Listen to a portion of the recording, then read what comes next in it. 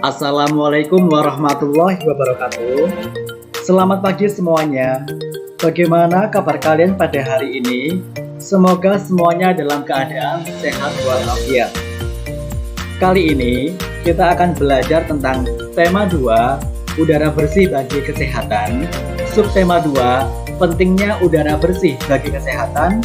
Pembelajaran 1. Namun sebelumnya, alangkah baiknya jika kita berdoa terlebih dahulu. Berdoa dimulai. Selesai. Pada hari ini kita akan belajar beberapa hal. Yang pertama yaitu menjelaskan organ pernapasan dan fungsinya. Kemudian pelajaran kedua yaitu mengklasifikasikan informasi. Yang pertama, kita akan belajar menjelaskan organ pernapasan dan fungsinya.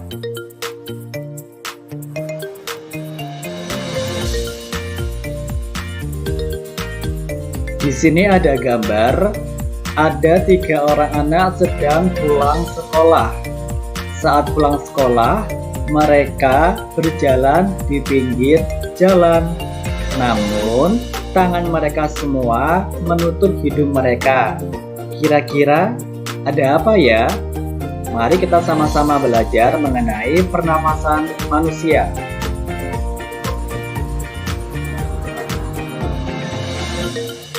Siang itu, Siti, Dayu, dan Edo berjalan bersama sepulang sekolah. Mereka berjalan sepanjang tepi jalan raya. Tiba-tiba, sebuah mobil melewati mereka. Mobil itu mengeluarkan asap tebal dan hitam. Udara di sekitarnya pun langsung berwarna kelabu. Dayu jadi terbatuk-batuk. Siti dan Edo segera menutup mulut dan hidung mereka. Kita berhenti dulu sebentar teman-teman. Pinta Dayu kepada Siti dan Edo.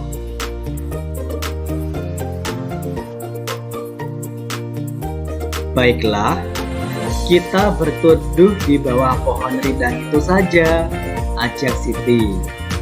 Dayu, Siti, dan Edo lalu berjalan menuju pohon rindang. Mereka berhenti sejenak di bawah kerimbunan daun pohon itu. Dayu menengadahkan kepalanya, lalu menghirup napas. Segarnya udara di bawah pohon ini. Aku tidak batuk-batuk lagi, kata Dayu.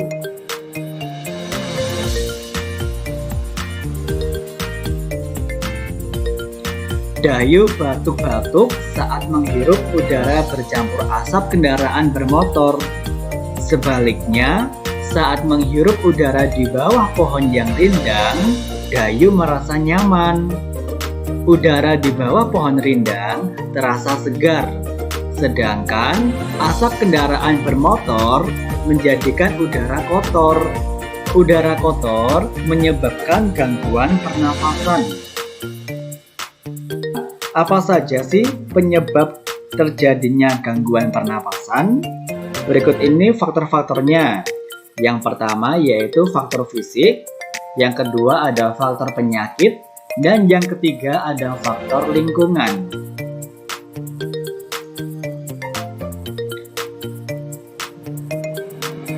Yang pertama, ada faktor fisik. Faktor fisik yaitu adanya kelainan pada organ pernapasan dapat menyebabkan gangguan pernapasan.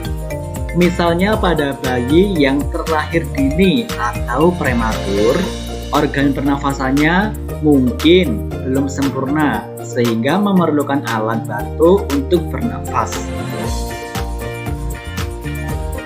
Yang kedua, ada faktor penyakit, yaitu banyak penyakit yang menyebabkan gangguan pada pernafasan. Misalnya influenza, asma, bronkitis, emfisema, dan kanker paru-paru. Dan yang terakhir, ada faktor lingkungan. yaitu kita bernafas untuk menghirup oksigen, lingkungan kotor, asap kendaraan, asap pabrik, dan asap rokok mencemari udara. Udara tercemar menyebabkan ketersediaan oksigen menipis sehingga kita merasa sesak saat bernafas.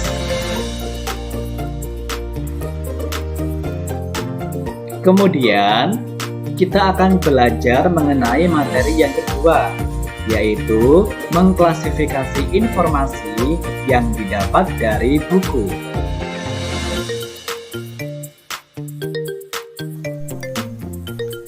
Coba perhatikan teks berikut yang berjudul Kuldesak Lantaran Jerebu. Aroma sangit asap dari lahan yang terbakar menusuk hidung warga Pekanbaru, Provinsi Riau. Pada Selasa pekan lalu, seantero kota diselimuti kabut.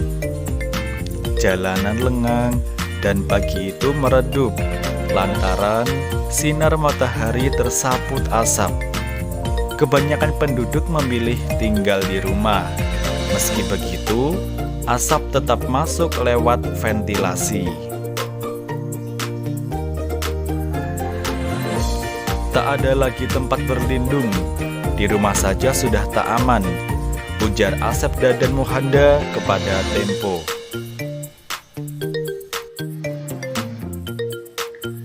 Khawatir terhadap kesehatan dua anaknya yang masih kecil, pria 34 tahun itu memboyong keluarganya keluar kota. Dari rumahnya di Kecamatan Tampan, Asep mengungsi ke tempat anaknya di kota Bukit Tinggi. Apalagi sekolah dasar anak sulungnya diliburkan hingga waktu yang tak pasti.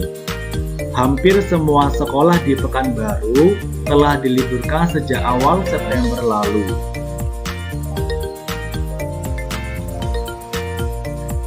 Langkah meninggalkan Riau untuk sementara waktu memang tepat.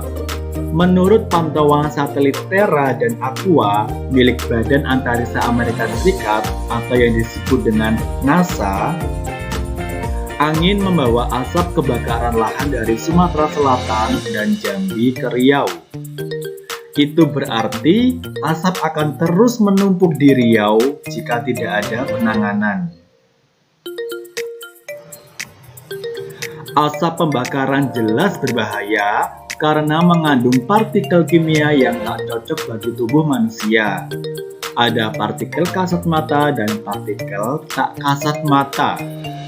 Partikel kasat mata berupa debu.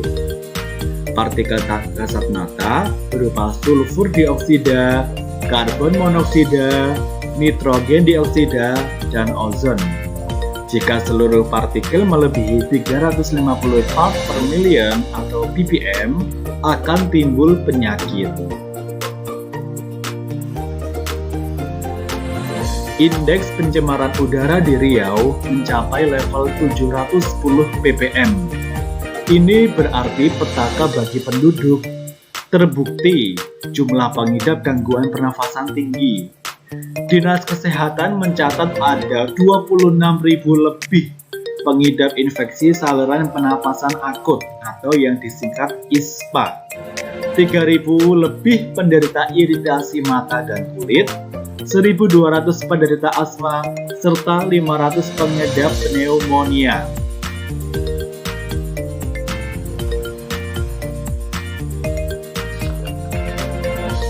Dari bacaan Kuldesak Lantaran Jerebu, buatlah pertanyaan dengan kata-kata kata tanya apa, siapa, di mana, mengapa, dan bagaimana. Kemudian, tuliskan jawaban-jawaban dari pertanyaan tersebut. Seperti ini ya. Contohnya, kata tanya apa? Pertanyaannya, apa penyebab asap di Riau? Jadi jawabannya, penyebab asap di Riau adalah kebakaran hutan. Untuk kata tanya siapa, contoh pertanyaannya, siapa nama narasumber yang memboyong keluarganya keluar kota dalam berita tersebut? Jawabannya, Narasumber yang memboyong keluarganya keluar kota dalam berita tersebut bernama Asep Dadan Muhanda. Untuk kata tanya di mana, contoh pertanyaannya, di mana kebakaran hutan terjadi? Jawabannya, kebakaran hutan terjadi di Sumatera Selatan dan Jambi. Untuk kata tanya bagaimana, contoh pertanyaannya yaitu, bagaimana upaya penduduk Riau menyelamatkan diri dari bahaya asap? Jawabannya, sebagian penduduk Riau keluar wilayah sementara waktu untuk menyelamatkan diri dari bahaya asap. Untuk kata tanya mengapa, contoh pertanyaannya yaitu, mengapa langkah meninggalkan Riau sementara waktu dianggap tepat? Jawabannya yaitu, langkah meninggalkan Riau sementara waktu dianggap tepat karena angin membawa asap kebakaran dari Sumatera Selatan dan Jambi ke Riau. Coba sekarang kamu renungkan, menurutmu di tempat mana kamu akan merasakan udara yang lebih segar? Kota penuh pabrik dan kendaraan bermotor, atau desa yang banyak pepohonan besar dan tanaman? Lalu, apa alasanmu memilih jawaban tersebut?